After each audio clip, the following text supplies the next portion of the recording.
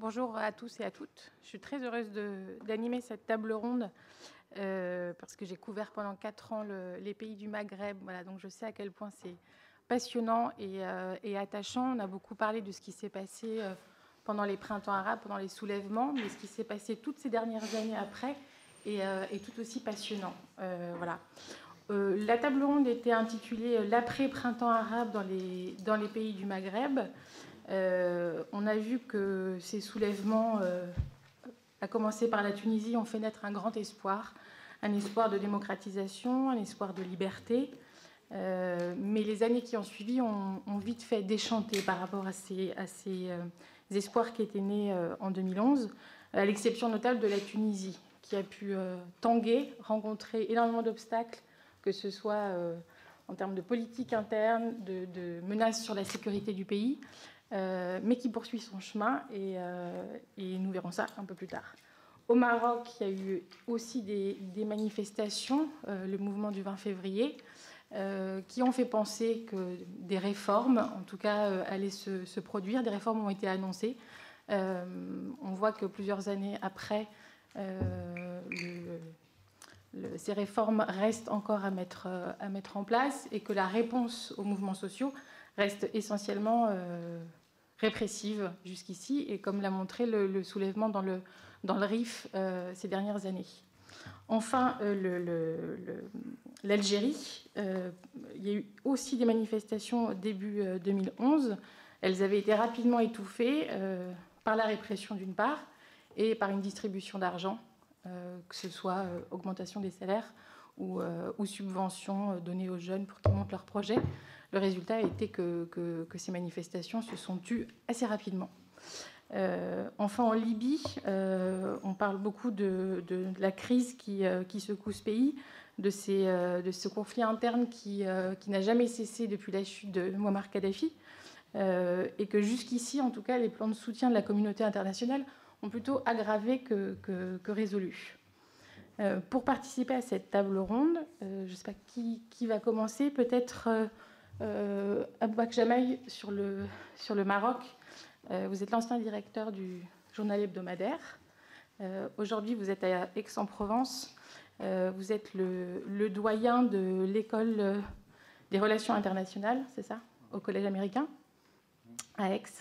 J'accueillerai aussi Aziz Krichen sur la Tunisie. Vous avez été conseiller de la présidence entre 2012 et 2014.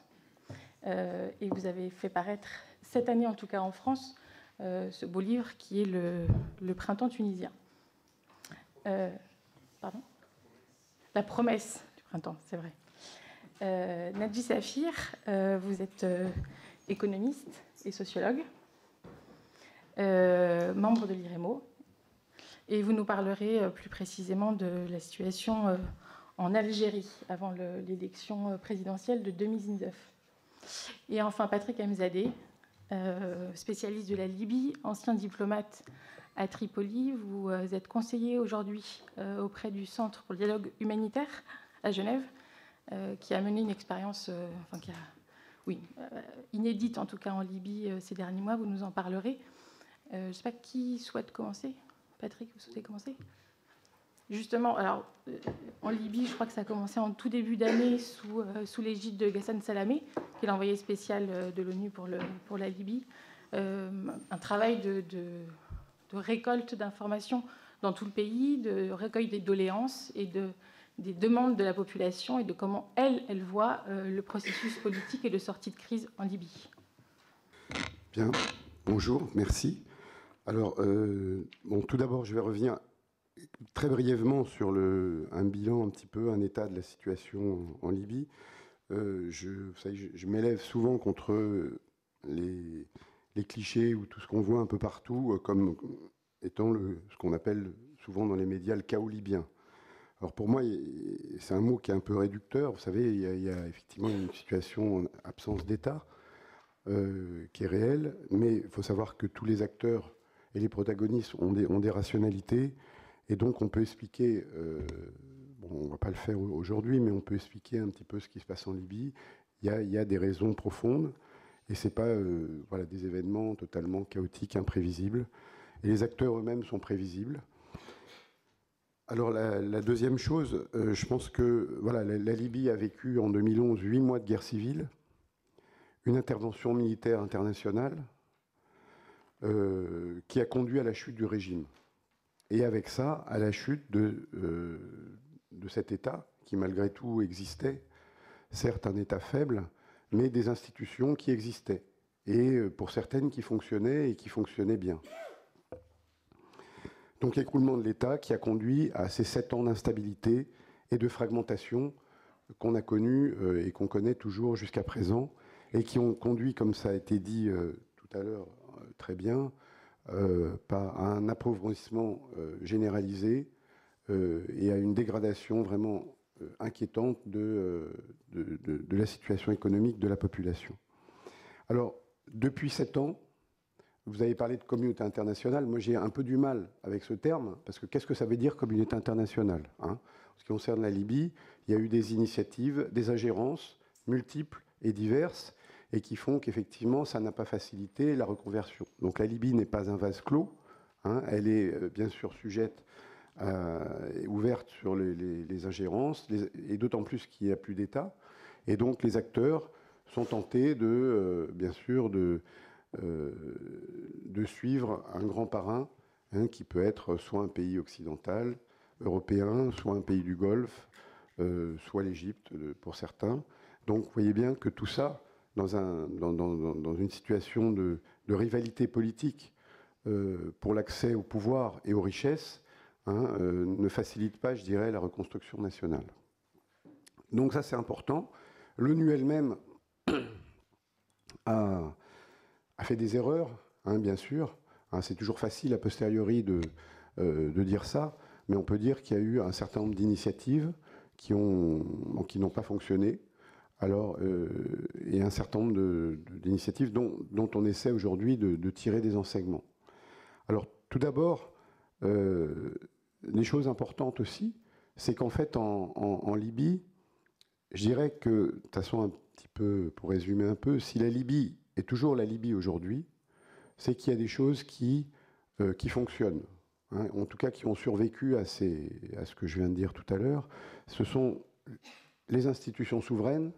Alors, qu'est-ce qu'on appelle, ou qu'est-ce que les Libyens appellent les institutions souveraines? Ce sont principalement la National Oil Company, donc la Compagnie nationale du pétrole, la Banque centrale, le Fonds souverain libyen, et puis également les grandes compagnies qui sont la compagnie d'électricité, la grande rivière artificielle, enfin l'eau, hein, puisque vous savez que la majorité de l'eau que les Libyens consomment dans le nord du pays viennent épuiser. Hein, c'est l'eau donc c'est un héritage, je dirais, du système Kadhafi, et qui fait que l'eau est gratuite et est un service public qui continue à fonctionner. Malgré la fragmentation entre l'Est et l'Ouest, par exemple, il faut savoir que l'électricité, la compagnie électrique continue à fonctionner, les techniciens de l'Ouest vont faire des dépannages, réparer les lignes à l'Est et inversement, et tous les fonctionnaires en Libye, y compris ceux qui sont dans l'air sous contrôle du Parlement de Tobrouk et du maréchal Haftar à l'Est, sont payés par la Banque centrale à l'Ouest. Hein, donc ça c'est important, c'est-à-dire que ces institutions ont survécu, et je dirais c'est ce qui fait que la Libye existe encore. Hein. Si on avait eu vraiment fragmentation ou partition de ces institutions, on aurait eu des conséquences beaucoup plus graves. La deuxième chose qui a survécu, je dirais, et qui fait que la Libye fonctionne, enfin tient encore, je dirais, c'est les pouvoirs locaux. Hein. J'ai souvent dit que le local était très important en Libye. Et donc, oui, le tissu social au niveau local a survécu, hein, pour beaucoup de raisons. Hein. D'abord parce qu'il y a des acteurs locaux qui ont pallié à l'absence d'État pour disons, faire le lien, hein, entre l'État central, entre Tripoli, disons, et puis les citoyens, notamment en ce qui concerne la distribution et le maintien des services élémentaires aux populations. Hein, donc là, je citerai principalement les maires, hein, les maires qui actuellement ont été élus en 2014, plutôt bien élus. Hein, c'est des gens qui sont appréciés par la population, qui sont proches de la population. le niveau de corruption est bien inférieur à ce qu'on peut trouver à Tripoli. Et donc, c'est quelque chose qui a permis de maintenir, je dirais, les communautés et le tissu social jusqu'à présent. Alors, aujourd'hui, je pense qu'on est en Libye à la croisée des chemins. C'est une expression qui peut paraître un peu banale, mais je pense qu'on est vraiment à un moment où ça peut basculer ou au contraire se reconstruire. Alors j'ai choisi aujourd'hui d'orienter cette présentation plutôt sur les perspectives positives. Et ces perspectives positives, elles s'appuient pour moi sur une expérience que j'ai vécue l'année dernière, enfin cette année en 2018, auquel j'ai participé et que j'ai aussi travaillé sur la conception de cette initiative. C'est ce qu'on appelle la conférence nationale. La conférence nationale, ou plutôt le processus consultatif qui doit mener à la conférence nationale.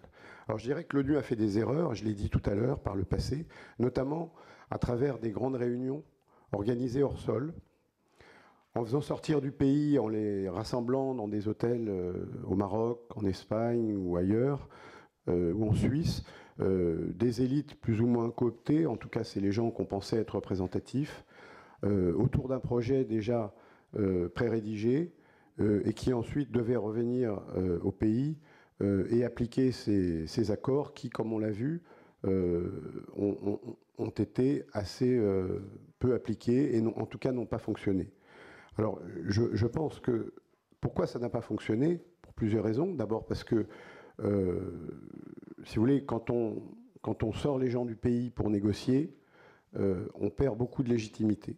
C'est-à-dire que tout accord, surtout pour les Libyens qui sont attachés à leur souveraineté, tout accord qui est signé ou qui est entériné à l'extérieur du pays est déjà empreint de suspicion. Ensuite, le problème de ces types de réunions, c'est qu'elles étaient insuffisamment inclusives. C'est-à-dire qu'effectivement, on prenait des responsables de partis politiques. Bien sûr, les gens proches de l'ancien régime avaient été marginalisés. Un certain nombre de tribus et de groupes avaient été marginalisés. Et bien sûr, les groupes armés, hein, qui sont des acteurs fondamentaux en Libye, avaient été marginalisés également. Donc on se retrouvait avec des accords qui, bien sûr, étaient décalés des réalités du terrain et donc voilà, n'étaient pas applicables. Donc ce constat auquel est arrivé Hassan Salamé quand il a pris ses fonctions à l'été 2017 était le suivant, c'est que finalement il fallait arriver à bousculer le statu quo, notamment le statu quo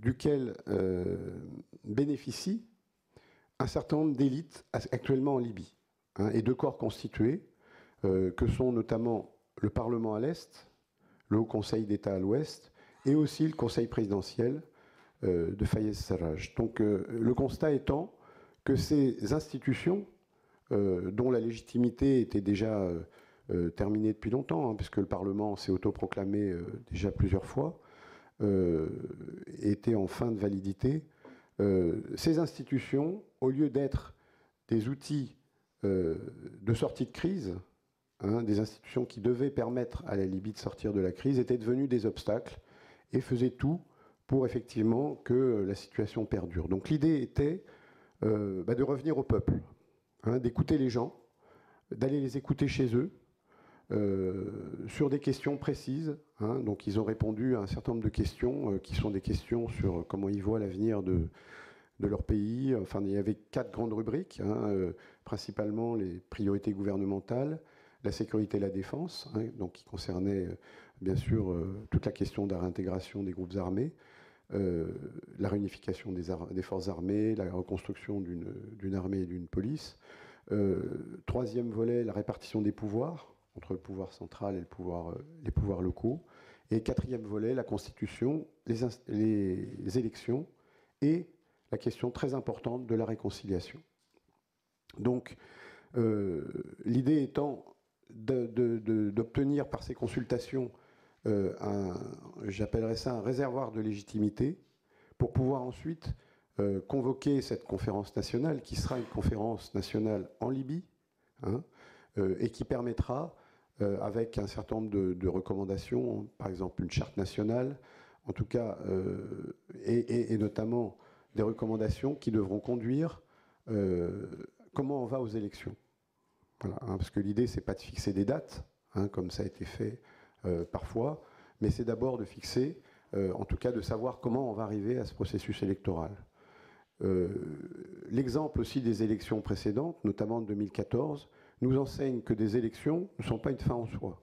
Des élections dans un pays fragmenté, avec une règle électorale qui est rejetée par une grande partie de la population, ont de fortes chances d'aboutir à davantage de fragmentation. Donc cette conférence nationale visera, je dirais, à diminuer cette fragmentation. Et le fait d'être allé vers les gens, hein, on a fait 77 réunions en Libye, consultatives, dans 43 villes. Alors, il y a des villes comme Gatroun. Hein. Gatroun, c'est une ville qui est à la frontière tchadienne au grand sud. Koufra, des villes comme Bani Walid, qui étaient des villes qui ont été exclues depuis 2011. Bien sûr, l'Est également, Benghazi, Zouara, enfin, voilà. Et la communauté libyenne à l'étranger. Et donc, il ressort de ces consultations des choses très intéressantes, notamment, et qui vont à l'encontre un petit peu des idées reçues. Hein, c'est que malgré la fragmentation dont j'ai évoqué, la citoyenneté libyenne, être libyen, ça veut dire quelque chose aujourd'hui. Après, c'est 8 mois de guerre, c'est 7 ans d'instabilité. Donc les Libyens aspirent à la construction d'un État, avec une forme qui sera la leur, qui sera ni l'État tunisien, ni l'État égyptien, ni un État du Golfe, qui est un modèle politique qu'ils sont en train de réinventer, qui ne sera pas non plus un État fédéral sur le modèle de ce qui a été connu en 1951, forcément. Hein. Les 3 grandes régions, c'est quelque chose qui n'est plus forcément d'actualité aujourd'hui. Donc il y a un désir d'État, un désir de gestion équitable des ressources et de répartition équitable des ressources. Vous savez qu'on l'a dit, on l'a vu tout à l'heure, hein, l'économie libyenne est une économie rentière.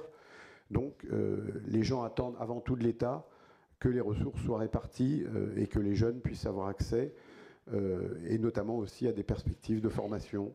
Un petit peu, voilà, ce que tout citoyen aspire, hein, des services publics qui fonctionnent, l'éducation, la santé, une armée, une police, la sécurité étant considérée comme un besoin élémentaire, comme un service public, hein, le désir partagé par tous, y compris par les gens des groupes armés qu'on a consultés, hein, on a été vers eux, on les a écoutés, de se reconvertir, hein, soit au plan individuel dans l'armée, dans la police, etc., soit de bénéficier de reconversion, de formation, de bourses, d'études à l'étranger. Donc il y a eu des propositions très concrètes de fait là-dessus et très intéressantes. Également, le désir de réconciliation. Hein, c'est vraiment quelque chose qui est partagé par tous. On n'est plus dans la ligne de fracture de 2012 où, si vous voulez, la coopération, ou en tout cas le retour des gens qui avaient travaillé sous l'Ancien Régime était quelque chose de tabou. Hein. Maintenant, il y a une demande de retour d'expertise, c'est-à-dire les fonctionnaires, un certain nombre de fonctionnaires de l'Ancien Régime qui avaient quitté le pays ou qui avaient été exclus. Il est demandé par la population que ces gens puissent réintégrer leurs administrations et reprendre leur poste. Hein. Alors ça a été exprimé par beaucoup, notamment pour les officiers de police. Hein. Il y a beaucoup de gens qui, en 2011, les officiers de police ont quitté leur bureau ou leur poste dès le début de l'insurrection, mais ne sont pas revenus, hein, parce qu'effectivement, il y a la crainte des représailles. Donc il est demandé à ce que ces gens... Donc il y a une vraie demande de la population d'utiliser cette expertise. Il y a aussi la volonté et la demande d'avoir une armée qui soit sous la coupe du pouvoir politique, protégée des instrumentalisations politiques et qui soit en dehors du champ politique. Ça a été exprimé très clairement, y compris dans les zones à l'est, sous contrôle du maréchal Haftar. Hein, donc c'est important de le dire. Donc les Libyens ne veulent pas d'un homme providentiel à plus forte raison militaires, pour les sortir de la crise. Hein. Ils ont une grande maturité politique, finalement. Hein, et la participation, l'enthousiasme des gens à ces réunions nous a montré qu'il y avait vraiment voilà, un intérêt pour la chose publique. Et la dernière chose, enfin deux dernières choses, c'est qu'ils veulent une constitution, mais pas adoptée à la va-vite. Une constitution devrait être adoptée dans la sérénité, avec un minimum de stabilité. Hein, le travail constitutionnel, c'est quelque chose qui est trop important pour pouvoir le faire.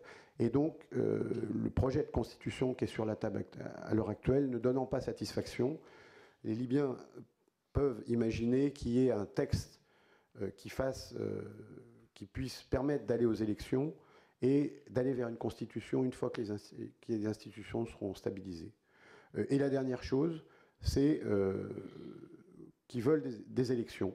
Hein. Ils ne remettent pas en question, bien sûr, la nécessité d'aller vers des élections pour redonner de la légitimité à des nouvelles institutions, mais que ça ne doit pas se faire n'importe comment. C'est-à-dire qu'il doit y avoir des règles claires et les règles doivent être soumises à référendum avant d'aller aux élections. Voilà, j'en ai terminé. Je pourrais répondre à des questions plus précises sur la méthodologie de cette consultation, qui est pour moi inédite dans l'histoire un peu du post-conflict, enfin ce qu'on appelle post-conflict, et notamment de la reconstruction, parce que pour la première fois, les Nations Unies ont décidé de partir vers le bas pour reconstruire, au lieu d'imposer des solutions par le haut. Et donc je trouve que c'est effectivement une expérience intéressante.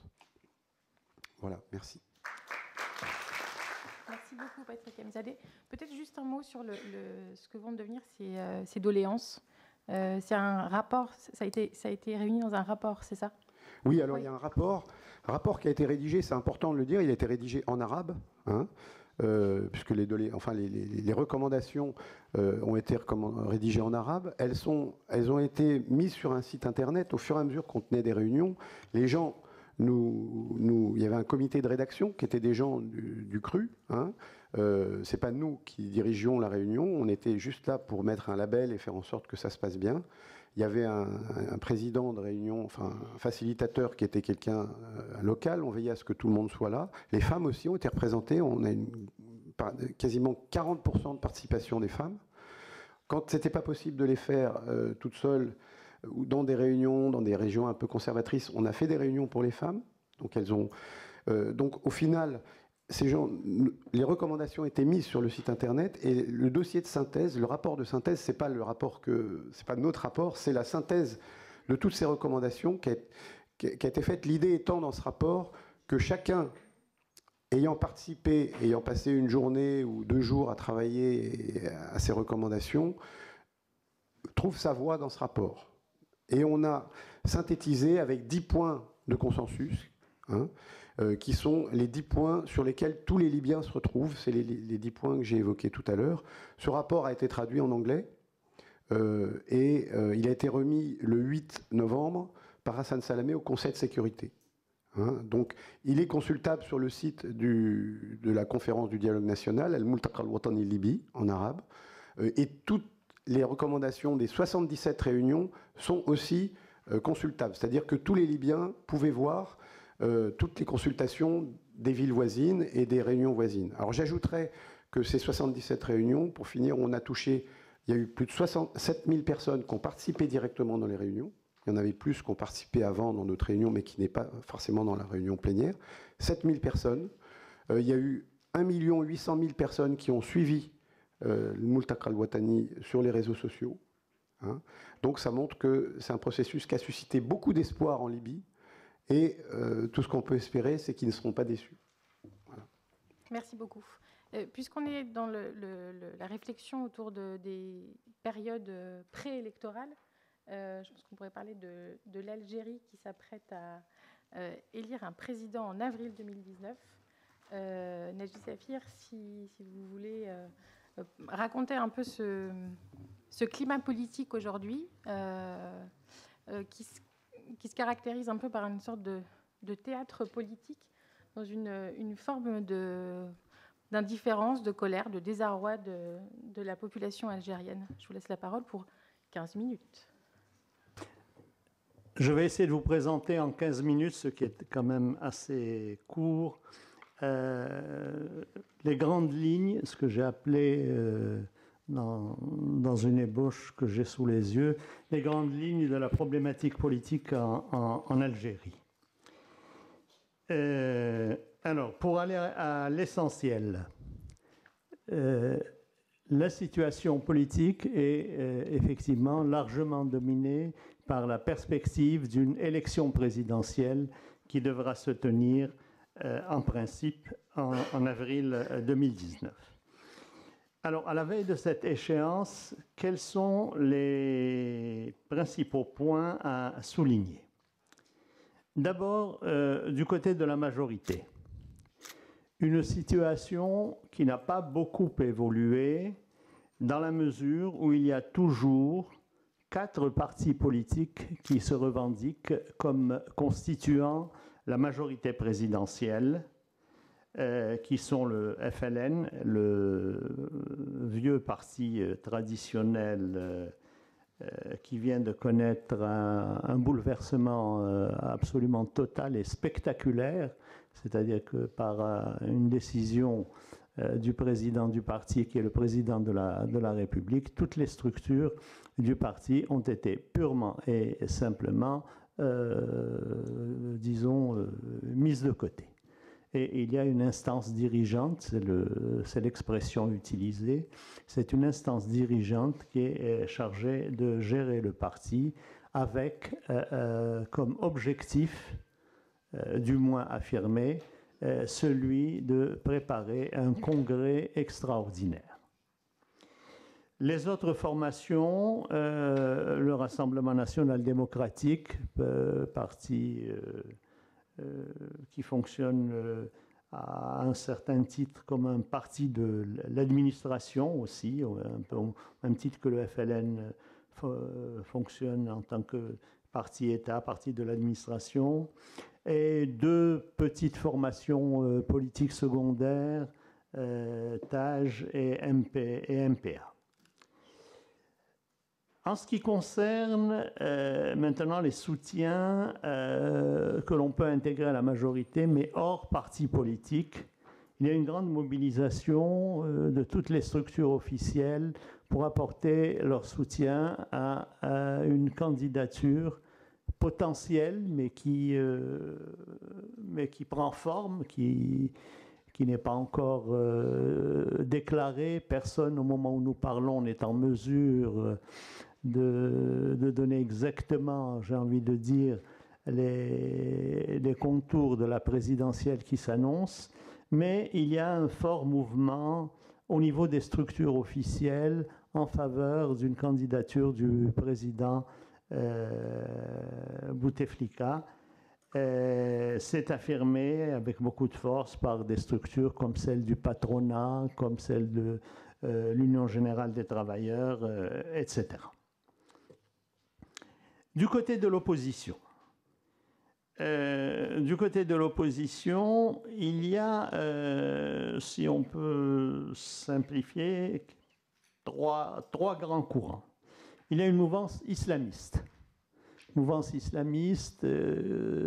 Qui participe au Parlement, qui a donc des élus, qui a des activités officielles, et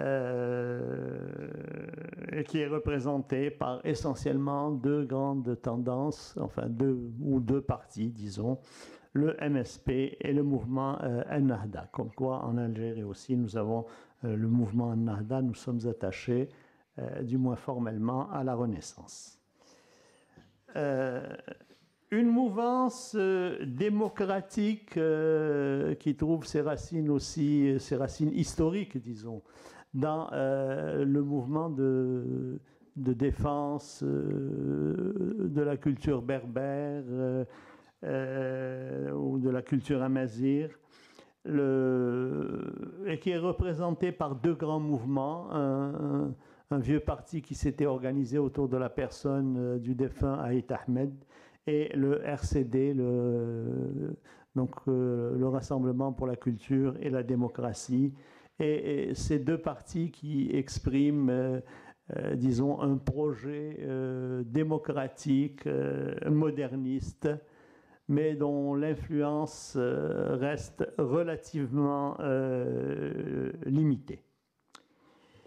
Du côté de la société civile, il y a une société civile, disons, moderniste, qui s'exprime par des mouvements tels que Barakat, qui s'était opposé au 4e mandat déjà, ou le nouveau mouvement qui s'appelle Muwatana, c'est-à-dire citoyenneté, et qui s'oppose à l'idée d'un 5e mandat. Mais il faut constater, il faut être objectif, que l'influence de ces partis d'inspiration, disons, moderniste, de ces mouvements de la société civile tout aussi modernistes, reste quand même relativement limitée. Elle reste relativement limitée à des milieux plutôt, je dirais, citadins. Je continue mon tableau, hein, j'essaie de le présenter aussi objectivement que possible. Formellement, en dehors du champ politique, je dis bien formellement en dehors du champ politique, mais quand même, à mon avis, influent directement sur l'évolution politique du pays, il y a un mouvement salafiste important. Il y a un mouvement salafiste important qui agit au niveau de la société, qui formellement ne s'occupe pas de politique, mais qui en réalité est en train de créer toutes les conditions d'une évolution favorable au mouvement islamiste. Du côté de la jeunesse, deux caractéristiques importantes.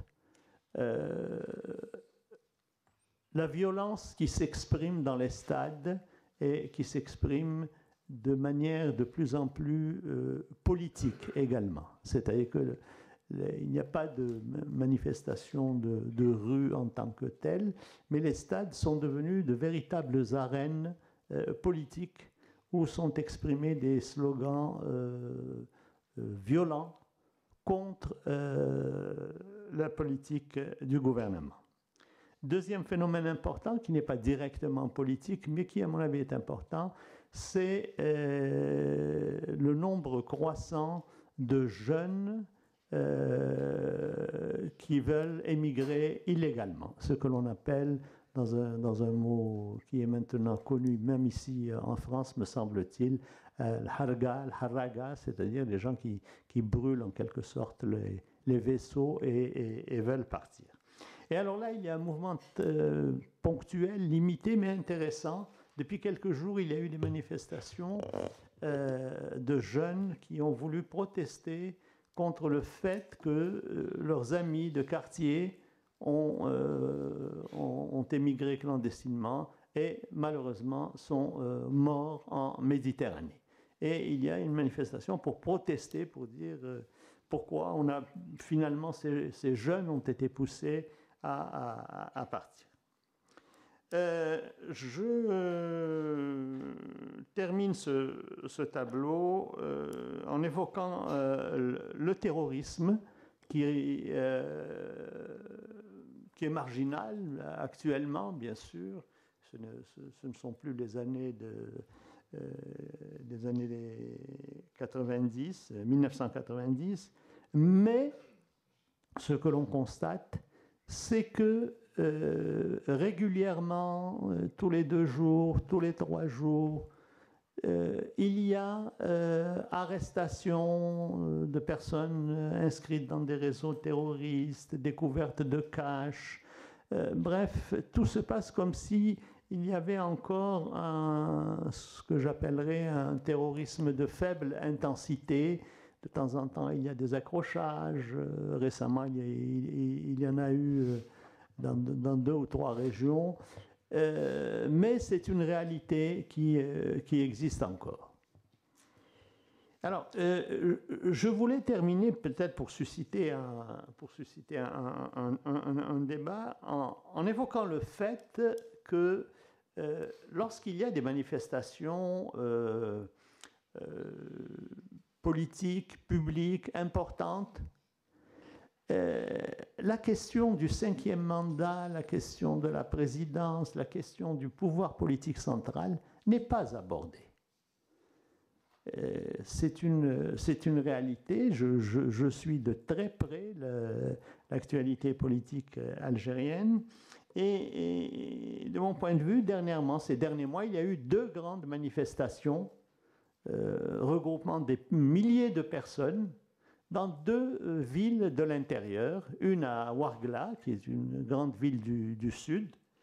Le motif de la protestation, c'était le fait que le chômage prenait des proportions très importantes dans cette ville, dans cette région. Et il y avait des banderoles. Moi, j'ai vu des vidéos, j'ai vu tout ce qui a circulé sur Internet à cette occasion. On a même réclamé que Ouargla soit la capitale économique de l'Algérie. Il y avait une autre banderole, 25 000 chômeurs dans la capitale du pétrole.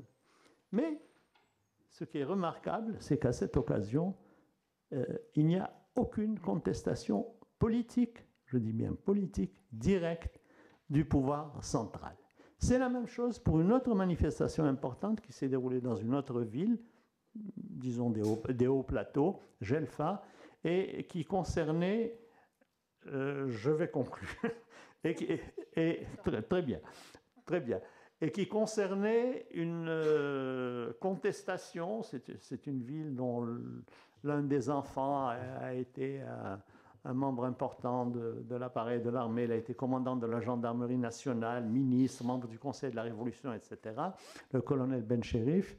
Et il est décédé et il n'y a pas eu de délégation officielle. Et donc là, on a contesté en quelque sorte la façon dont les obsèques se sont déroulées, sans une délégation officielle importante. Mais là aussi, il n'y a pas eu de mobilisation autour de mots d'ordre qui apparaissent dans les mouvements que j'ai évoqués précédemment et qui contestent, par exemple, le 5e mandat, le pouvoir politique central. Alors, pourquoi évoquer cette question?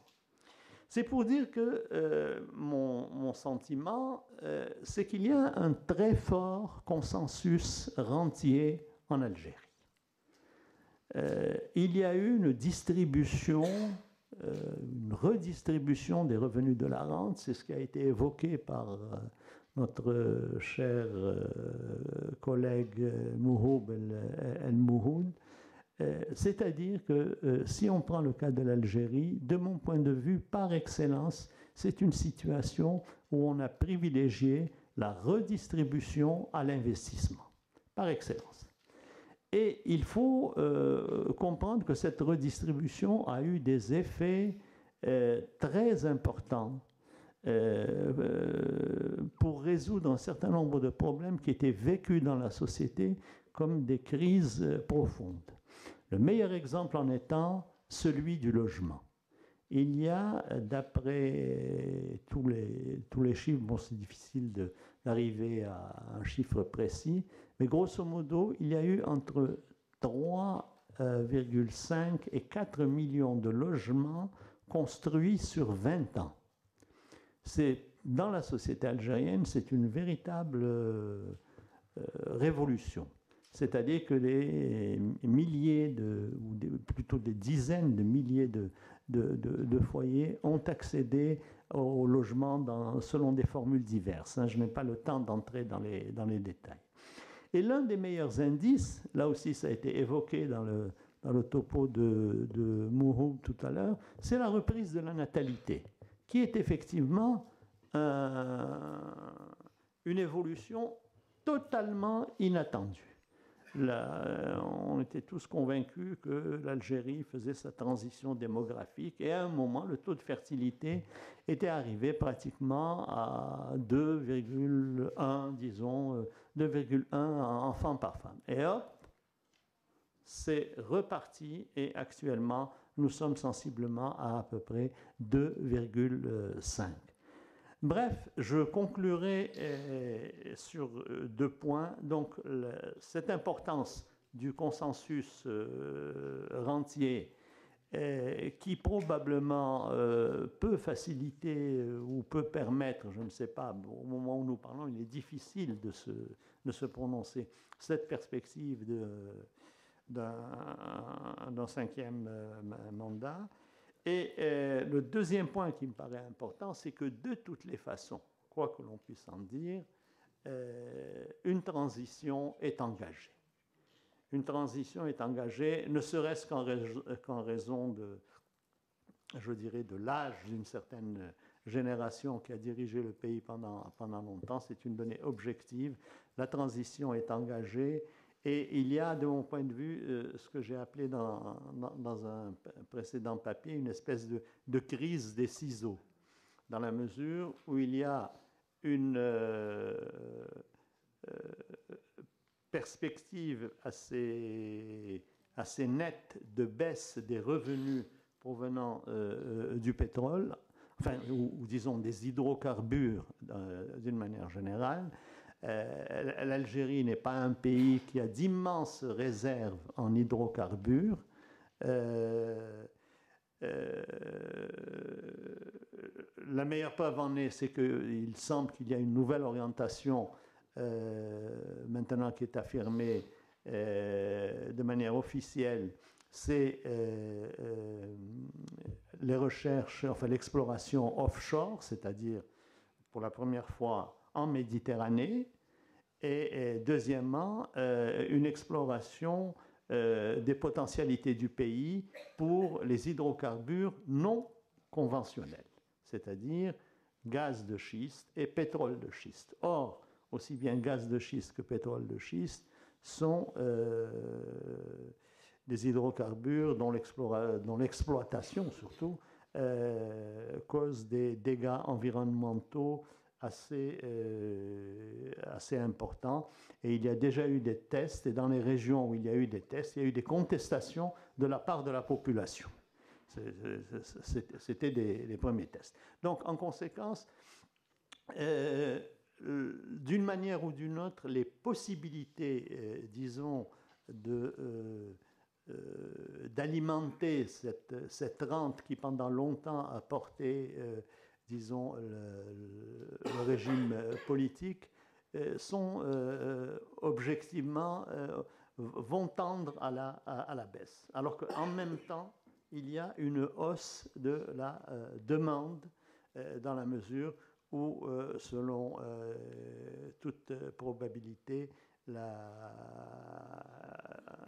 le pays va se retrouver avec sensiblement 50 millions d'habitants à l'horizon 2050. Nous sommes déjà actuellement 41 millions et il y a plus d'1 million de naissances par an depuis 3-4 ans. Voilà, donc j'essaie de présenter, disons, des éléments pour un débat. Merci. Merci beaucoup. Effectivement, ça donne envie de poser plein de questions. Et j'espère qu'on aura le temps à la fin. On parlait de transition. Vous disiez qu'elle était engagée discrètement en Algérie. Je vais donner la parole à Aziz Krichen qui va nous parler de l'expérience tunisienne d'une transition d'une autre ampleur. Et donc, le titre de votre ouvrage est bien « La promesse du printemps » et non pas « Le printemps tunisien ». J'ai été un peu vite en besogne, je crois. Bonjour vous tous. Je vais commencer par quelque chose qui n'a rien à voir. Je vais commencer. Le professeur Mou, tout à l'heure, a parlé de régime rentier. Je voudrais dire 2 mots sur la rente. Quand on parle de régime rentier, on parle à quelque chose qui s'appuie sur une ressource réelle, objective, le pétrole, les phosphates, etc., le tourisme. En Tunisie, et je crois que ça permet d'aller à l'essence du système rentier, en Tunisie, on n'a pas tellement de ressources. Et le régime rentier ne s'appuie pas sur une ressource. Il s'appuie fondamentalement sur une relation de proximité entre chefs d'entreprise, entre hommes d'affaires et pouvoir politique. Cette proximité confère aux hommes d'affaires rentiers et en même temps clients du régime politique des opportunités d'enrichissement extrêmement importants, donc autant de privilèges qui cassent le développement des PME. Quand je dis qu'ils leur donnent des privilèges, ça a une conséquence immédiate. Leurs profits viennent de leur proximité avec le pouvoir et non pas de leurs compétences en tant que manager. Ce qui veut dire que ces gens-là n'ont pas besoin de recruter les étudiants qui sortent diplômés des grandes écoles ou des universités. La raison fondamentale du chômage des jeunes diplômés, elle est là. D'autant que les PME, étranglées par l'existence de cette couche de rentiers, eux non plus ne peuvent pas, eux non plus ils sont dans des stratégies de survie et non pas dans des stratégies de développement, eux non plus ne peuvent pas recruter des étudiants, des diplômés des grandes écoles et des facultés. Donc on a un système qui empêche que les sciences et les technologies modernes entrent dans le système économique. Tout le problème est là, et l'absence de diversification, le chômage de masse, etc., etc.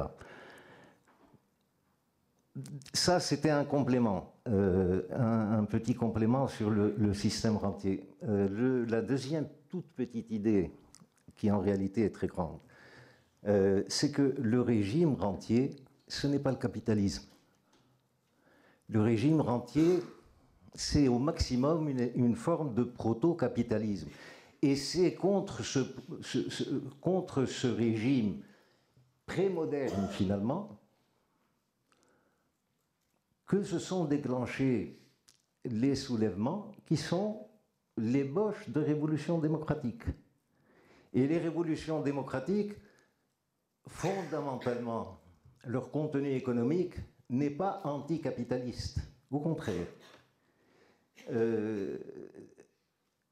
Je m'arrête là, mais je voulais faire ces petites précisions parce que ça me semble important pour comprendre les mécanismes politiques. Et je reviens à la situation politique en Tunisie. Alors j'ai 15 minutes, moins maintenant puisque j'ai parlé de la rente. Alors, comme je n'ai pas beaucoup de temps, je vais essayer, je vais, par la force des choses, être très schématique. La première idée de départ, je fais la distinction entre pluralisme et démocratie.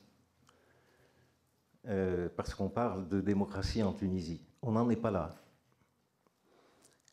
Le pluralisme, c'est quoi? C'est l'existence de forces sociales différentes, avec des intérêts différents, de forces sociales qui ont des représentants, par exemple des syndicats,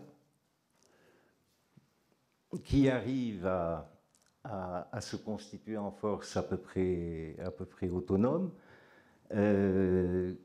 Ce pluralisme peut se manifester dans l'idéologie et dans les formations politiques.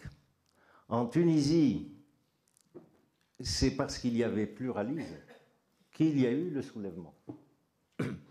Et après ce soulèvement, ce pluralisme s'est inscrit dans la composition de l'Assemblée nationale constituante en 2011. Pour la première fois, on avait, dans un parlement en Tunisie, une dizaine de formations politiques. Sauf que ce pluralisme-là était biaisé par le fait que, au niveau de ces 10 formations politiques, il y en avait une qui était non pas majoritaire, mais qui arrivait loin devant les autres. Et c'était le mouvement islamiste de la Renaissance. Nada. Alors, Nada, qui n'était pas majoritaire, a été obligé de faire alliance avec les partis arrivés en deuxième et en troisième position, et les autres se sont installés dans l'opposition. Cette espèce de primat accordé par les électeurs aux islamistes les a encouragés, quand ils ont été au pouvoir, après 2011, à essayer d'étendre au maximum leur hégémonie sur l'État, sur la société. Ce qui a provoqué une très forte résistance. Et donc, le paysage politique s'est recomposé. Lors des élections de 2011, l'ancien parti au pouvoir, le RCD, Rassemblement constitutionnel démocratique, les listes qui se rattachaient à cet ancien régime, en octobre 2011, avaient fait moins de 5% des voix. Début 2013, quand l'hégémonisme des islamistes a commencé à se manifester de façon très forte, il y a eu une espèce de recomposition de la scène politique et progressivement, alors un nouveau parti est né, Nida Tounes, qui était l'actualisation de l'ancien parti unique, mais avec des alliances qui permettaient d'élargir son influence. Et très vite, ce parti est devenu le premier parti de l'opposition, et puis à un certain moment, quasiment le premier parti dans le pays. Donc, le pluralisme dont je parlais au début a été rétabli, et c'est ce pluralisme-là, c'est-à-dire l'existence de forces politiques de poids à peu près égal. C'est ce pluralisme-là, et non pas une conscience démocratique qui n'existait ni chez les islamistes, ni chez Nida Tounes. C'est cette égalité dans le rapport de force qui a permis à la transition tunisienne durant cette première phase de ne pas verser dans la violence et la guerre civile. Alors, après ça, il y a les élections générales de 2014 et il y a une alternance. Donc, Nida Tounes arrive en premier. Nida Tounes gagne également l'élection présidentielle et les islamistes d'Ennahda arrivent en seconde position. Et à ce moment-là, se crée une coalition entre les deux. Cette coalition, au début, apparaissait à tout le monde comme une espèce de garantie pour la poursuite du processus démocratique. Or, il s'est avéré que cette coalition était absolument incapable de répondre aux besoins du pays, et précisément de casser le système rentier. Quand je dis système rentier, l'évolution naturelle d'un système rentier tel que je le définis, c'est un système mafieux, un système prédateur. Donc, cette coalition était incapable de casser ce système prédateur et donc de permettre un vrai développement du pays et donc de répondre aux besoins sociaux de la population. Ils le pouvaient d'autant moins qu'ils étaient très largement soutenus par le système rentier et mafieux dont je viens de parler. Donc, il y a cette coalition qui s'installe. Les libertés publiques sont globalement respectées. On avance dans la transition démocratique. Mais comme ça ne répond pas aux besoins du pays, il se produit une espèce d'affaissement de l'ensemble de la classe politique. Je vous donne un seul chiffre pour illustrer cela. En 2011, élection de la constituante, on a 4 500 000 électeurs sur 8 millions et demi possibles. Donc déjà au début, ce n'était pas tout le monde, à peu près la moitié. En 2014, on descend de 4 millions et demi à 3 millions et demi, puis 3 millions pour l'élection présidentielle. Et en 2018, élection municipale, on descend à 1 800 000 électeurs. Donc, il y a une espèce d'affaissement de l'ensemble de la classe politique. Alors, dans cet affaissement, tout le monde n'est pas logé à la même enseigne. Et j'en reviens, là, même si je déborde, il faut absolument que je vous le dise, parce que c'est le problème aujourd'hui.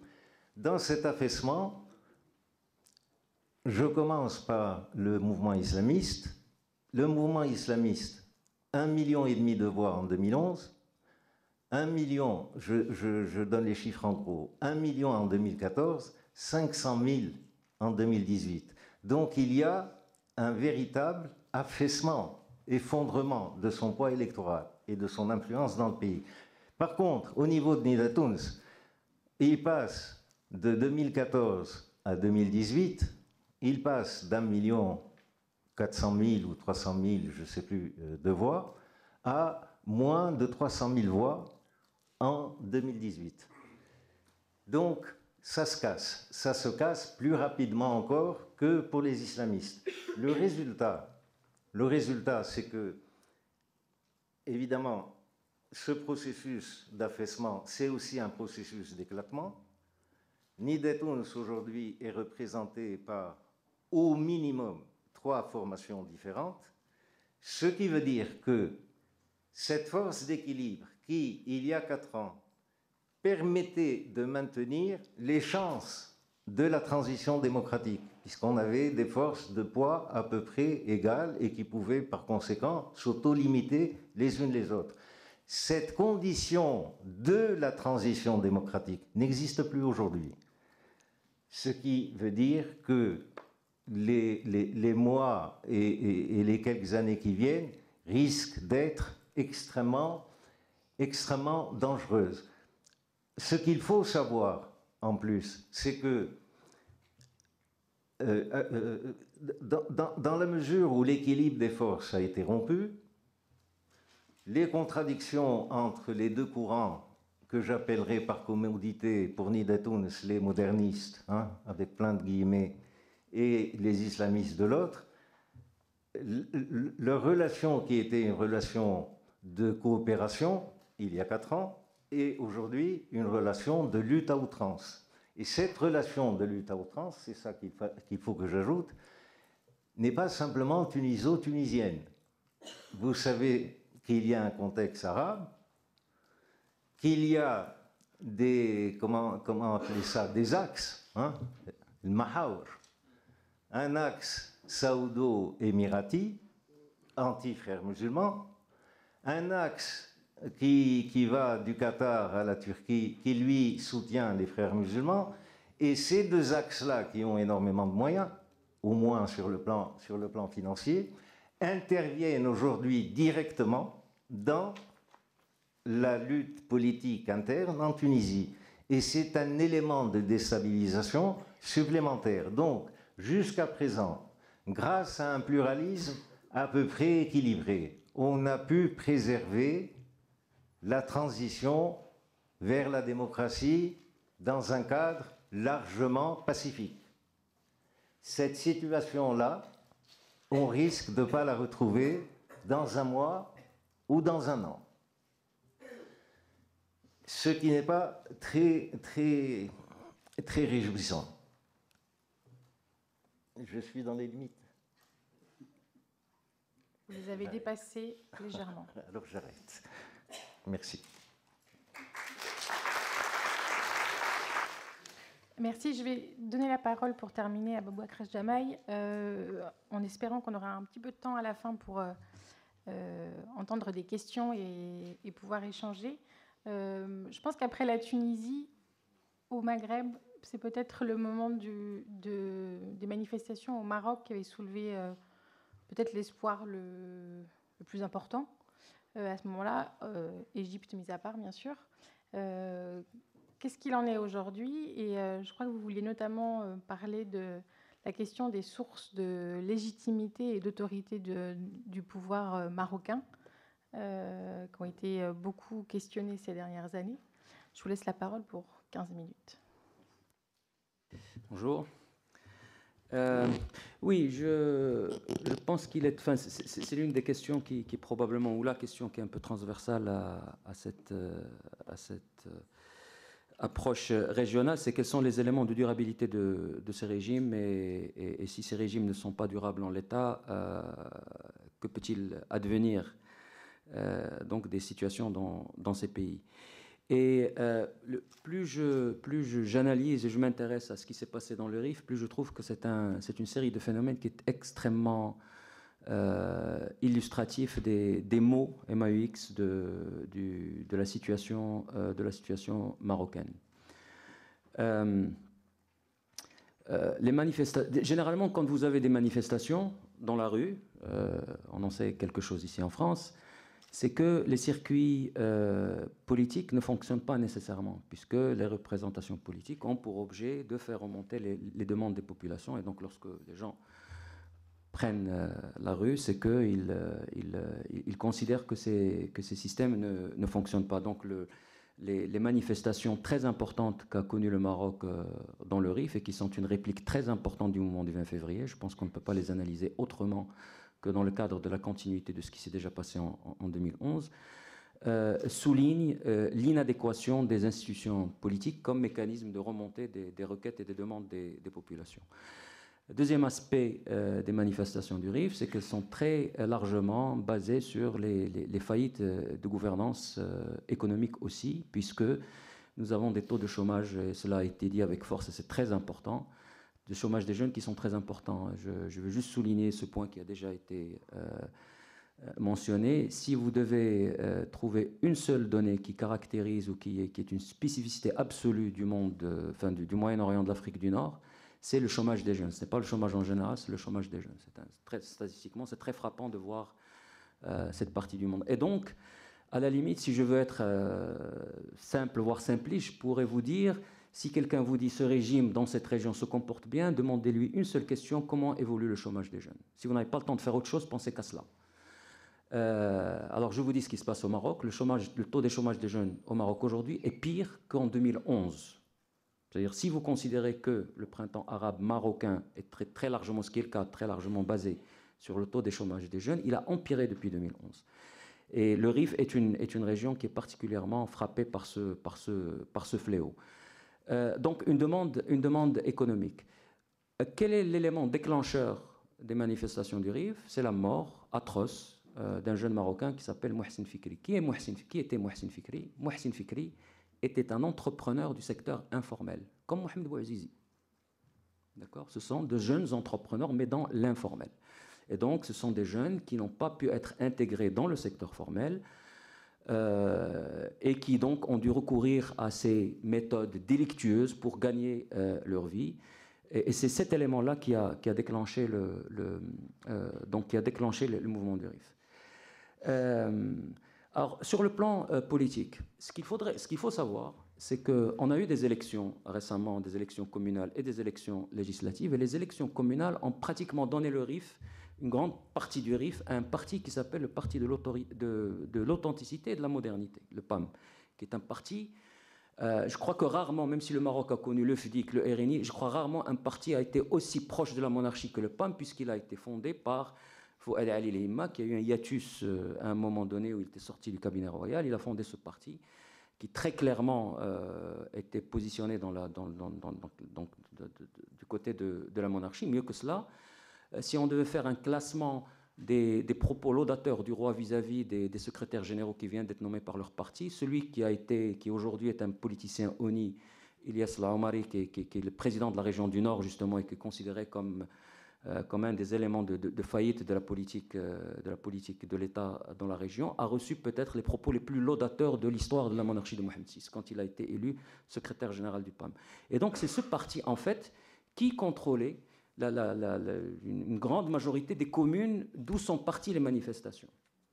Donc voilà une première, j'allais dire, faillite de la vision du régime post-2011, c'est que le système politique qui devait être remis à niveau par la Constitution de 2011, avec l'arrivée aux commandes dans un certain nombre de communes d'un parti qui était très proche de la monarchie, n'a clairement pas fonctionné. La deuxième faillite, qui est économique, ou la deuxième défaillance, pour ne pas utiliser de mots trop excessifs, c'est bien évidemment l'économie.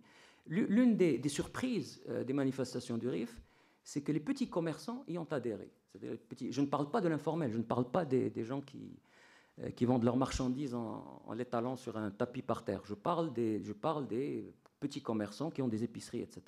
C'est que les petits commerçants Al-Husseima ont adhéré à ces manifestations, étaient en faveur de ces manifestations.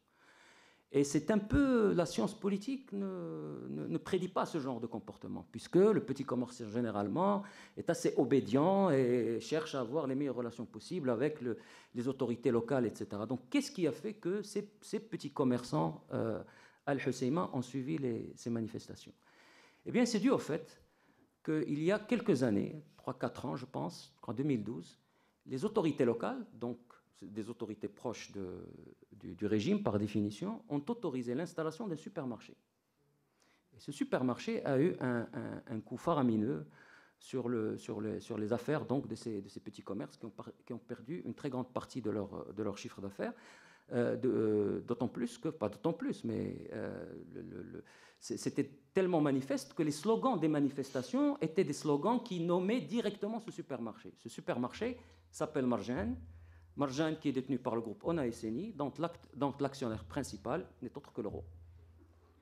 D'accord ? Donc, qui a bénéficié, donc l'installation de ce supermarché. Et là, vous avez une illustration absolument extraordinaire de justement cette histoire d'éviction, ce dont on a déjà parlé, d'effet d'éviction donc d'un secteur pseudo-privé. Je m'amuse à dire à mes étudiants, vous savez, ce qui s'est passé avec les pseudo-réformes des années 90, c'est que les élites au pouvoir ont été sorties par la porte de l'économie, sont revenues par la fenêtre. La porte, c'est l'État, la fenêtre, c'est le secteur privé. Et je leur ai dit, encore une fois, sans être caricatural, les comportements sont exactement des comportements mafieux. Et je leur dis, je vous mets au défi de trouver un seul film de la mafia où la phrase suivante n'est pas prononcée. Je suis un homme d'affaires, I am a businessman.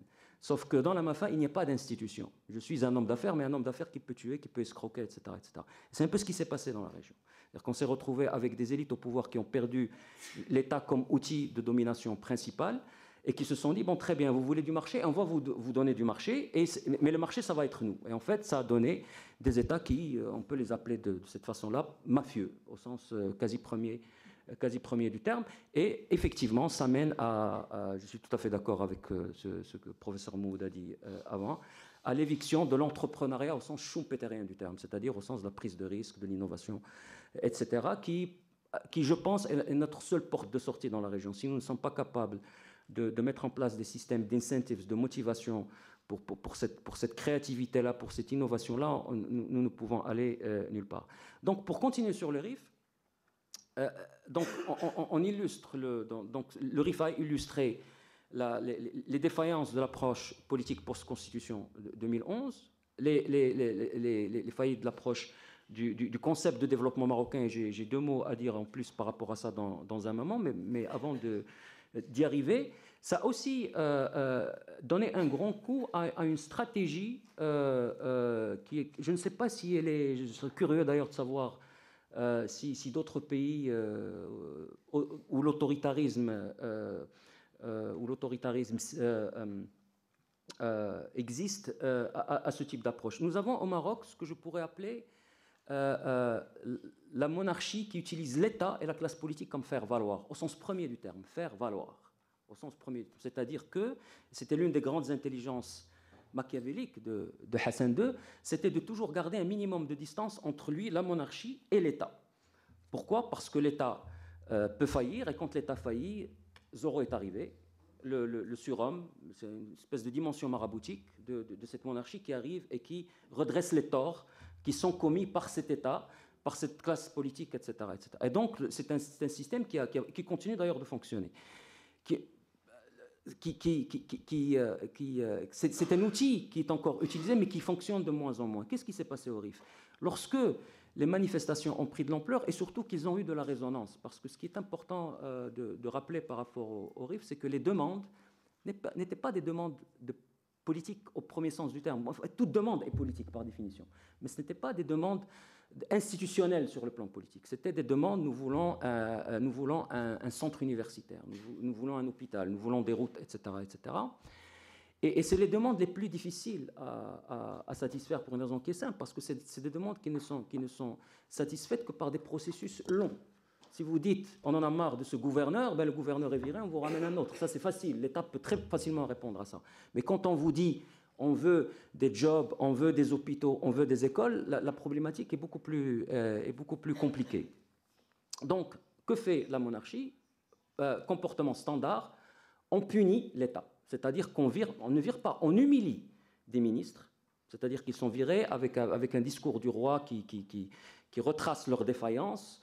Ils sont attaqués par la presse, et parmi ces ministres, il y a un ministre en particulier qui m'est resté en tête, c'est Hassad, qui était le ministère de l'Intérieur. Vous savez que le ministère de l'Intérieur, c'est le ministère de souveraineté par excellence. Et non seulement cela, Hassad, c'est un vieux de la vieille du Mkhzen. C'était la génération de la technocratie hassanienne qui est restée dans le système, qui a occupé un certain nombre de postes et qui n'a pas une mauvaise réputation en tant que gestionnaire. Ce n'est pas quelqu'un qui est connu pour être ni corrompu, ni mauvais en tant que gestionnaire, bien au contraire. Il fait partie de ces éléments du Mkhzen qui permettent au Mkhzen de garder, Mkhzen étant le régime, l'État, ce qu'on appelle aujourd'hui l'État profond au Maroc, de garder cette espèce de couleur de compétences. Donc Hassad a fait partie donc, de cette charrette. Et bien, il n'y a pas eu de résonance. Ça ne marche plus. Parce que les gens se disent, il faut arrêter avec ce théâtre-là. Ces gens-là ont été choisis par vous, la monarchie. C'est ce système qui a choisi. Donc, vous ne pouvez pas aujourd'hui venir nous dire, ils ont failli, on va les punir. Donc, ça veut dire qu'il y a un problème au niveau de la désignation de ces élites-là. Et ça, je pense que le régime en est ressorti affaibli, parce qu'il y a vraiment une prise de conscience par rapport à ce jeu du roi dernier recours. On est beaucoup moins dans ça. Je ne dis pas que c'est un outil qui est totalement, qui a été totalement, qui ne fonctionne plus, mais je dis que c'est un outil, la lame de ce couteau ne coupe plus. Donc c'est un outil qui marche de moins en moins. Il y a une espèce d'ambiance aujourd'hui au Maroc qui peut paraître toucher à l'anecdote, qui est celle de la vacance de pouvoir. Alors évidemment, je ne vais pas vous refaire un peu le topo du roi qui ne passe pas beaucoup de temps au Maroc, qui est tout le temps à l'étranger, souvent ici en France d'ailleurs, alors qu'il y a les manifestations du RIF, etc., etc. Mais ça marque. C'est-à-dire en fait, je pense qu'il y a eu une erreur de communication sérieuse de la part de la monarchie, qui continue de penser que l'une de ses grandes sources de popularité, c'est sa proximité avec les jeunes, etc., etc. Et je pense qu'à un moment, ils n'ont pas compris que ce n'était plus l'élément gagnant de la communication. Et les images du roi en chemise bariolée avec de jeunes Marocains dans les magasins parisiens n'étaient plus perçues comme une image de proximité avec la jeunesse, mais comme une image d'oisiveté, une image de divorce de la réalité marocaine. Et ça, vous le ressentez beaucoup quand vous suivez un peu les réseaux sociaux, Facebook, etc. Donc ça a touché. Et il y a un autre élément pour ceux qui suivent la politique marocaine, c'est que, comme vous le savez, le roi ne dirige pas seul. Il y a des gens autour de lui. Et la personne centrale, à part le roi, c'est Fouad Ali Lima, qui est un élément très important de la machine de l'État marocain. Et Lima est aussi malade. Donc ça, je ne vais pas ici faire du voici. Mais je peux vous le dire parce que ça a une résonance très très importante au niveau des élites marocaines et notamment des élites économiques. Parce que le problème n'est pas tellement de dire nous sommes dans un système autoritaire, le problème c'est de dire quand moi j'ai un problème, je le résous comment? À qui je m'adresse? Quel téléphone j'appelle, comme disait Kissinger à propos de l'Union européenne? J'appelle qui pour résoudre mon problème? Au Maroc, il y a aujourd'hui ce problème-là. Mais je dirais que l'attitude vis-à-vis de la monarchie du roi doit être mise en parallèle avec un autre type de vacances de pouvoir. Et c'est une vacance de pouvoir qui a trait à la classe politique. Parce que je sais je comprends bien qu'il est de bon ton aujourd'hui de clamer que la classe politique marocaine est défaillante, etc., etc. Mais je tiens quand même à rappeler que le mouvement du 20 février et la conséquence du mouvement du 20 février, qui était considéré comme étant positive, à savoir le processus constitutionnel qui a mené à une constitution qui n'est pas une vraie constitution. Hein. Ça, on peut avoir ce débat plus tard, mais notre constitution est un très beau manifeste et une bien piètre constitution au niveau institutionnel. Ça dit toutes les belles choses, mais ça ne donne pas les mécanismes pour atteindre ces belles choses. Et je suis assez triste de voir des gens qui sont censés comprendre ce genre de choses s'aplatir devant la constitution marocaine qui est loin d'être une constitution démocratique. Donc ce qui s'est donc passé en 2011, c'est que quoi qu'on dise du Parti de la justice et du développement, quelque part, le gouvernement dont on a hérité après les premières élections suite au printemps arabe était considéré comme un gouvernement représentatif de la volonté populaire, qu'il y avait un Premier ministre qui a réussi, de par sa communication, Abdelillah Ibn Kiran, qui était le secrétaire général du PJD, a donc exposé cette image de sérieux, etc., avec je dois dire, des résultats qui, sur certains points, sont assez probants. Je vous donne un exemple simple. On a beaucoup parlé de l'État rentier. L'un des problèmes de l'État rentier, c'est d'avoir le courage, lorsque vous voulez moderniser votre État, de changer les mécanismes de subvention. Pourquoi c'est très important? Parce que c'est là où vous risquez le mécontentement populaire. C'est comment vous pouvez décompenser l'aide au blé, au pétrole, etc., et cibler mieux l'aide vis-à-vis des plus pauvres, puisque comme nous le savons, aujourd'hui, les systèmes de subvention dans la région sont extrêmement coûteux et très peu efficaces. Et donc, comment remoderniser cette transition-là est très compliquée. Et Ben Kiran, le gouvernement Ben Kiran, a eu le courage que les autres gouvernements n'ont pas eu, qui est celui de décompenser notamment l'énergie. Sauf que la deuxième partie du problème qui est clé, qui est celle du ciblage des aides à ceux qui en ont vraiment besoin, n'a pas pu être faite. Je pense qu'ils ne l'ont pas laissé faire parce que pour le régime, il était inconcevable de laisser croire aux Marocains que c'est grâce à Ben Kiran que l'État leur donnait de l'argent, parce que c'est cela que ça voulait dire. Et plus que cela, Abdelillah Ben Kiran a été en fait dégagé du gouvernement d'une manière de politique politicienne qui a beaucoup choqué les gens. C'est-à-dire que quand il a voulu former un nouveau gouvernement après les élections de 2016, on lui a mis dans les pattes des gens qui sont connus pour être proches du cabinet royal, Akhnouch, etc., etc. Il n'a pas pu former son gouvernement. Et donc le PJD a été obligé de choisir quelqu'un d'autre qu'il ne souhaitait pas au départ, qui est l'Asmani, qui est devenu aujourd'hui Premier ministre, qui effectivement est un Premier ministre fantôme. Donc chez les Marocains, nous ne sommes plus dans une situation où on se dit, en tout cas c'est beaucoup de Marocains, où nos politiciens sont nuls, heureusement qu'on a le roi. Aujourd'hui on se dit, il y a eu une tentative de quelque chose, mais elle a été avortée par le régime. Et pour finir, je suis un de ceux qui considèrent qu'un des événements les plus sous-analysés de l'histoire politique et économique du Maroc, c'est ce qui s'est passé en octobre 1995, quand Hassan II se présentait au Parlement et a rendu public un rapport de la Banque mondiale qui disait que les deux raisons majeures du sous-développement marocain, je caricature un peu, ce sont les ministères des Finances et le ministère de l'Intérieur. Et il a pris tout le monde par surprise parce que les gens se disaient « mais il est en train de s'attaquer au Brésil lui-même ». Et ça avait donné lieu à beaucoup d'espoir à l'époque, et ça avait, à mon avis, enclenché un processus que je considère comme étant un très grand marqueur d'une transition démocratique, c'est l'autonomisation de la classe des affaires, l'autonomisation politique de la classe des affaires. Et ça avait commencé. Je saute quelques années, nous sommes en octobre 2018, le roi va faire son discours du trône. Juste avant de faire son discours, il reçoit deux personnages importants de la monarchie, Drejto, président de la Cour des comptes, et Abdeltef Jouari, gouverneur de la Banque centrale. Et ces deux personnages lui remettent un rapport, et dans ce rapport, ils lui disent « notre modèle économique ne marche pas ». Et le modèle économique est le modèle économique du régime. Ce n'est pas le modèle économique des politiciens marocains. Ne marche pas. Ce que je trouve très frappant, c'est que ces deux personnages sont des grognards de Hassan II. Abdelatif Jouari est celui qui a mené le programme d'ajustement structurel au début des années 80 en tant que ministre des Finances. Donc c'est quelqu'un qui a mené le Maroc dans la bataille du rétablissement des comptes macroéconomiques du pays. Jto, c'est la face microéconomique. Jto, ça a été l'entrepreneur.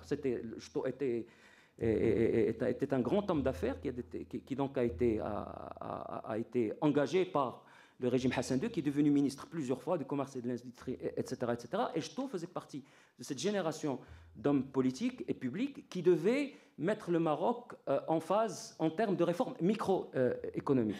Il est aujourd'hui président de la Cour des comptes. Jto et Jouari nous disent aujourd'hui que nous allons dans le mur et que nous, doucement mais sûrement, nous allons nous retrouver dans les mêmes chiffres de déséquilibre macroéconomique. Je ne parle même plus de la croissance qui reste volatile, pas assez diversifiée, etc. Je parle de déficit budgétaire et je parle de déficit de l'État qui commence à atteindre des niveaux qui risquent de devenir insoutenables, puisque même les agences de notation ont dégradé le Maroc récemment de positif à stable. Et je vous remercie. Merci beaucoup, Aboubakr. Du coup, on a le temps de prendre quelques questions dans la salle. Je vous en prie. Oui, moi, c'est une question que je voudrais poser à Aziz Krishen.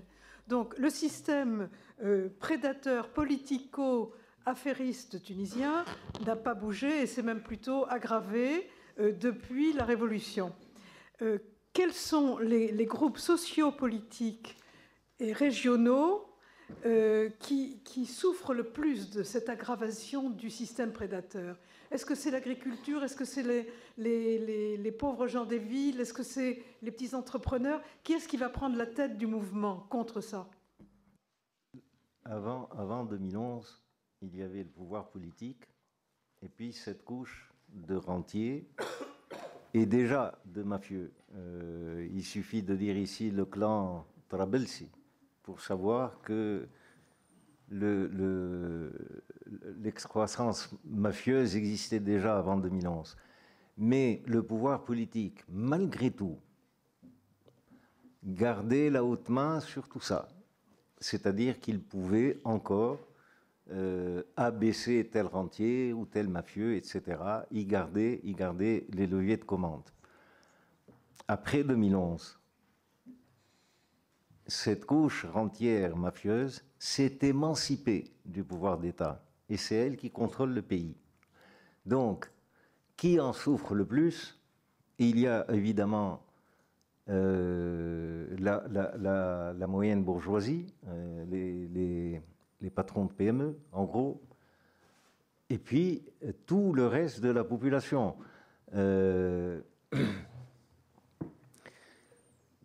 Aboubakr disait tout à l'heure que le nombre d'étudiants chômeurs au Maroc avait augmenté depuis 2011. C'est la même chose en Tunisie.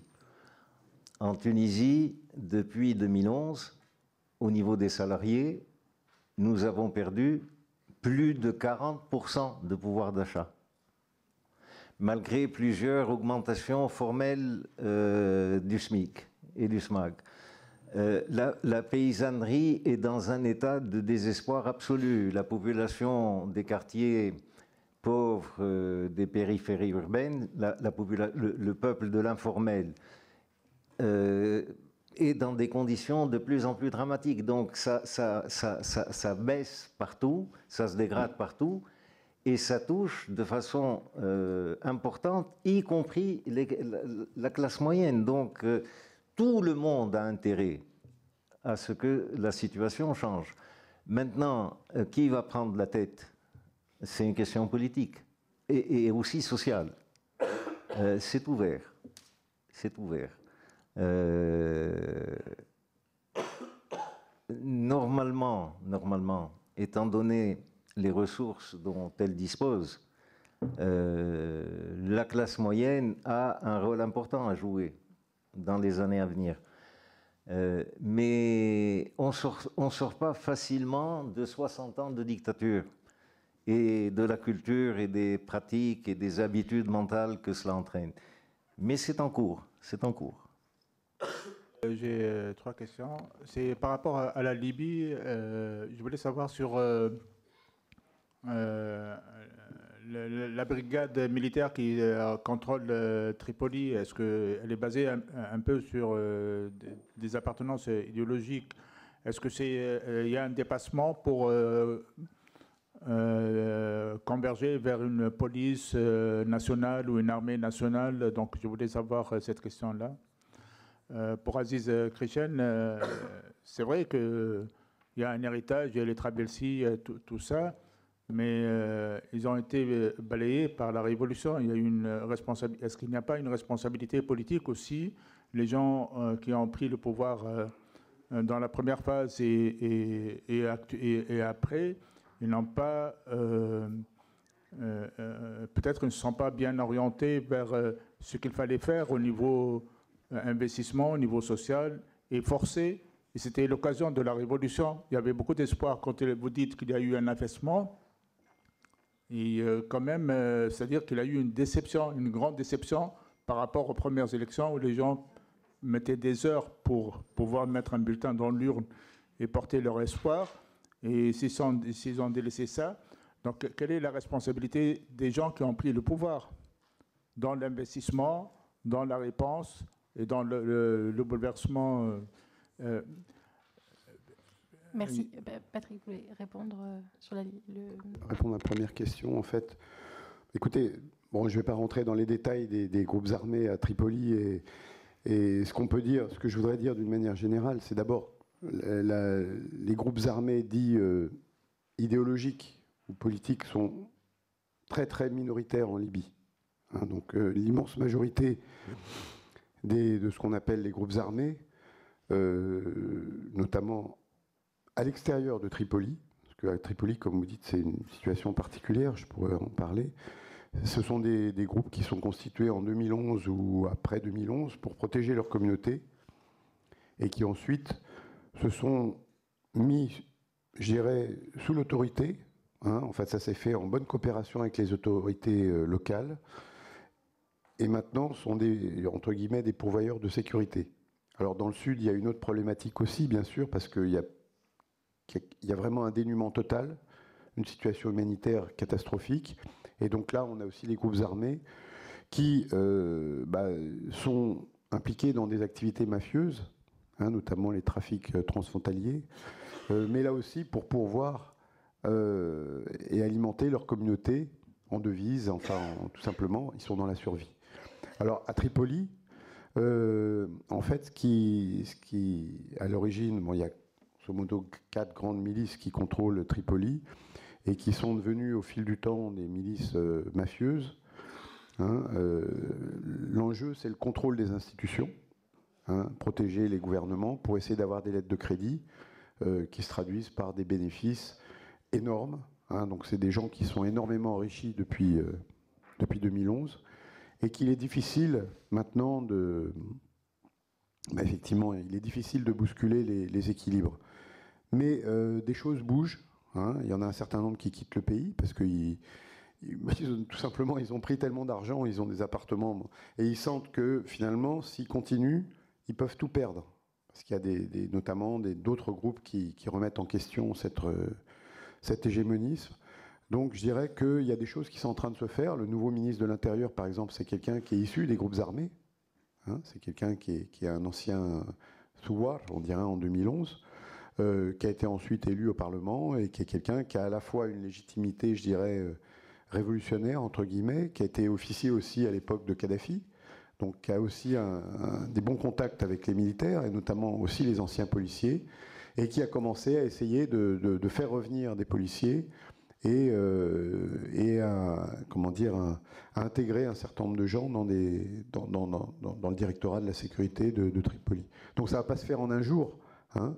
Et bien sûr, il y a de tels intérêts économiques en jeu, mais encore une fois, je dirais qu'il y a un certain nombre d'acteurs qui comprennent que s'ils continuent, ils risquent de tout perdre. Et donc là aussi, il y a une rationalité qui fait que certains quittent la scène, hein, et partent à l'étranger ou se retirent de la scène politico-sécuritaire, je dirais.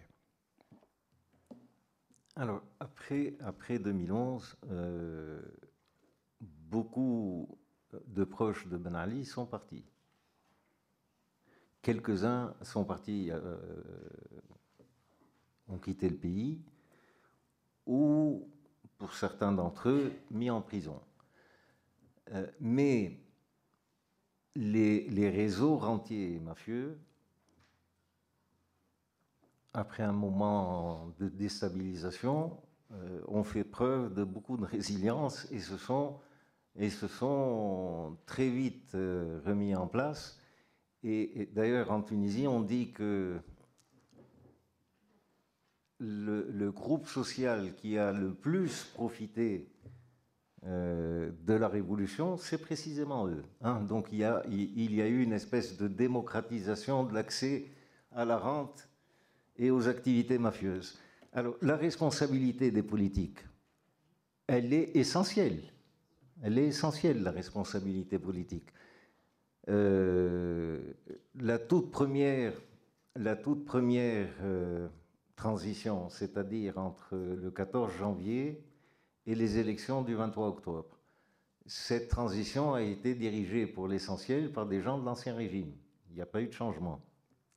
Ensuite, il y a eu, entre 2012, 2013, 2014, la Troïka, c'est-à-dire un rôle dirigeant attribué au parti islamiste. Le parti islamiste n'a pas frappé, je donne un exemple, les fonctionnaires les plus corrompus de l'Ancien Régime. Pourquoi ? Parce qu'il comptait les utiliser à son propre service. De la même façon, il n'a pas frappé les hommes d'affaires les plus corrompus pour la même raison, pour qu'ils le soutiennent. Il y a eu d'ailleurs à ce niveau-là des choses assez désagréables. Il y a eu une espèce de raquette d'État qui s'est installée à ce moment-là. Et ensuite, après les élections de 2014 et l'alliance Nahda Nida Tunis, les deux partis étaient financés par l'oligarchie rentière et mafieuse. Donc, la révolution a soulevé d'énormes espérances au niveau de la population, mais la population, depuis 2011, n'a pas les instruments politiques, n'a pas les partis politiques, les formations politiques capables de répondre aux revendications exprimées en 2011. Le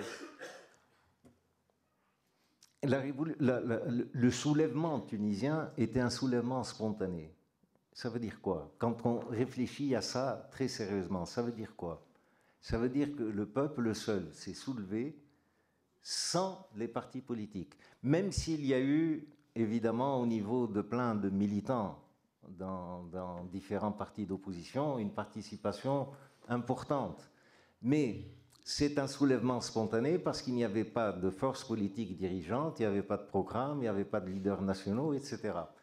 Quand on dit d'un mouvement révolutionnaire qu'il est spontané, la conséquence logique, c'est que toutes les forces politiques qui existaient à ce moment-là et qui n'ont pas participé au soulèvement révolutionnaire, toutes ces forces-là, y compris les forces d'opposition les plus radicales, toutes ces forces-là étaient déjà dépassées par l'histoire. Donc, pour que ça change, il faut de nouvelles forces politiques dans ce pays, enfin dans mon pays, dans notre pays, dans ce pays peut-être aussi. Je voudrais vous poser 2 ou 3 questions. Est-ce que vous pensez que les peuples maghrébins ont parachevé leur indépendance? Parce que certains spécialistes, j'ai commencé à discuter tout à l'heure avec Boubacar El-Jamaï, nous avons un grand penseur marocain qui est décédé il y a quelques années, Mahdi El-Manjra, et qui avait parlé justement il avait dit que ces peuples n'ont jamais achevé ou parachevé justement leur indépendance parce que les élites qui ont pris le pouvoir n'ont fait que remplacer l'ancien colon. C'est ce qui explique justement cette relation, j'allais dire, incestueuse entre les colons et les élites qui ont pris le pouvoir. Et c'est pour cela justement que j'étais un petit peu... Oui. La deuxième question, parce qu'on oui, la deuxième question, largement pourquoi le temps. justement, j'allais dire, la France a peur des changements dans ces pays qui seront inéluctables. Et la dernière question, pour revenir à ce grand penseur, il avait parlé des 3 scénarios. Il y a le statu quo, il y a les réformes, et il y a la rupture ou le changement. Alors, pour tous ces pays, qu'est-ce que vous en pensez? On en est où? En termes de scénario,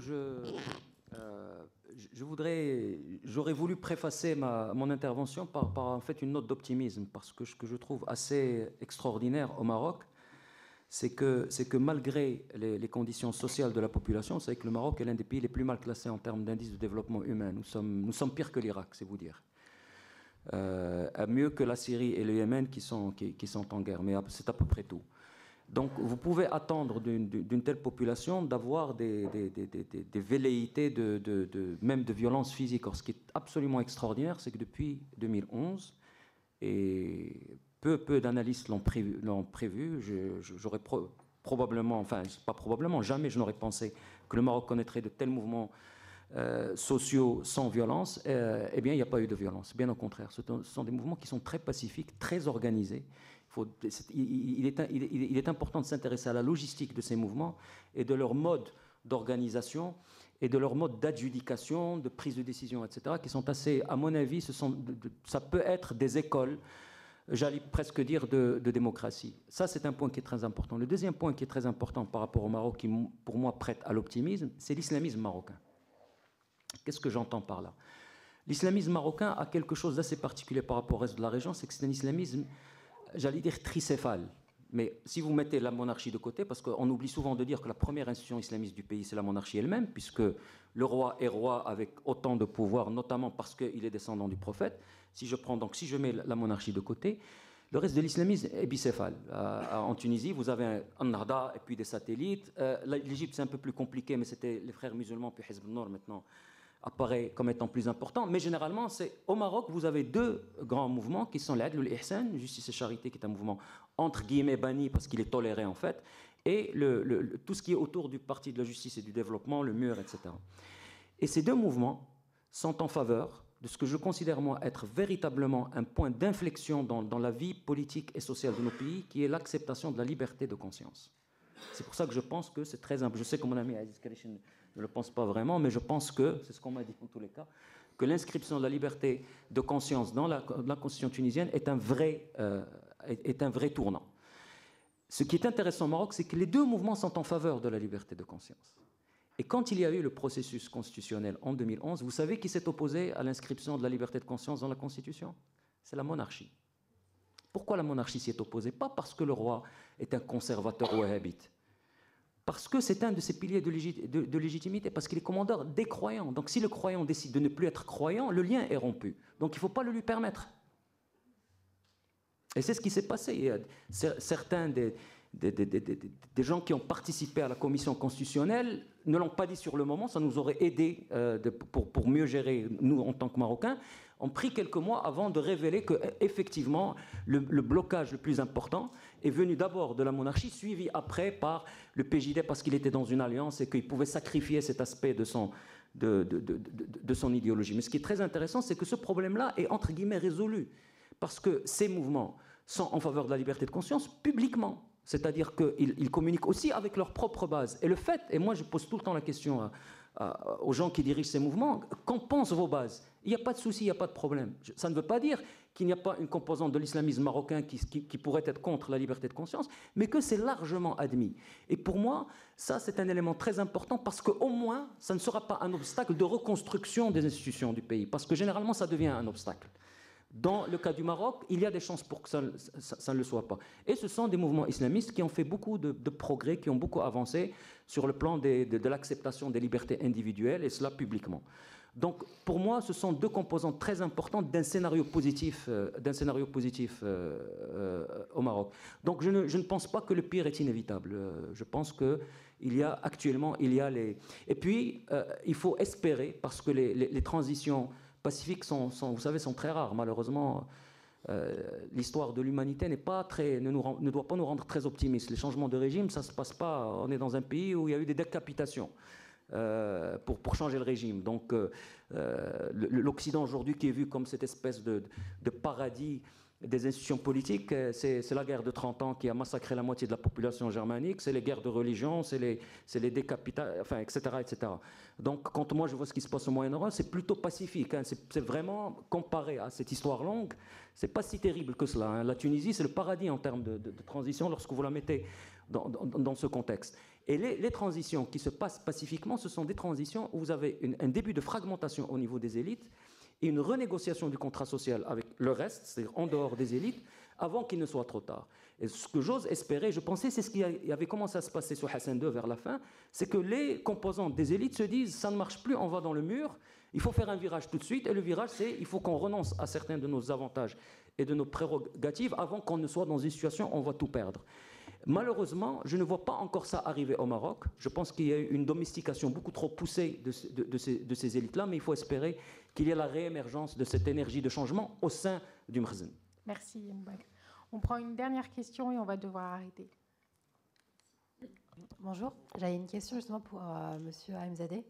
Dans la description de la méthodologie onusienne de cette consultation, j'ai l'impression, à la manière dont vous décrivez les choses, que c'était une approche un peu individualiste. Vous parlez de 7000 personnes présentes, 1,2 million de personnes ayant suivi les débats sur les réseaux sociaux. Quid du rôle, de la place de la société civile en Libye? On a vu qu'elle avait une place assez importante en Tunisie. Elle a d'ailleurs été récompensée dans son rôle envers la transition démocratique, aussi contestée puisse-t-elle être. J'aurais voulu savoir quelle était cette situation en Libye. Merci. Écoutez, d'abord, qu'est-ce que vous appelez société civile exactement? Des organisations, des associations, des groupements de personnes, des gens qui sont représentés, des porte-paroles, enfin des représentants. Et pas des individus qui ont tous, bien sûr, leur mot à dire. Hein. D'accord, mais si vous voulez, on n'a pas été voir les gens individuellement. Quand on a été dans une ville, on s'est appuyé sur les communautés et les associations et les organisations qui existaient. Donc, par exemple, je prends l'exemple d'une ville au hasard. On avait d'abord, effectivement, les associations de la société civile. Hein. Donc, quand on allait voir, avant de faire une réunion, on allait voir un certain nombre de responsables. Souvent, c'était la municipalité qui dirigeait. On disait, voilà, il faut informer les associations, les notables, les chefs de tribu, hein, dans les cas où c'est plutôt des zones tribales, les groupes armés, le chef de la police, parce qu'il y a des questions qui concernent la sécurité. Et donc, quand je vous disais que ces gens ont été consultés, quand je dis 7000 personnes qui ont participé, ils ne participaient pas en leur nom propre. Bien sûr, tout citoyen pouvait se présenter et dire ce qu'il voulait, mais ils participaient au nom d'une base, au nom de ce qu'ils représentaient. Et souvent, même les villes où ça s'est le mieux passé, c'est quand les gens s'étaient déjà réunis avant.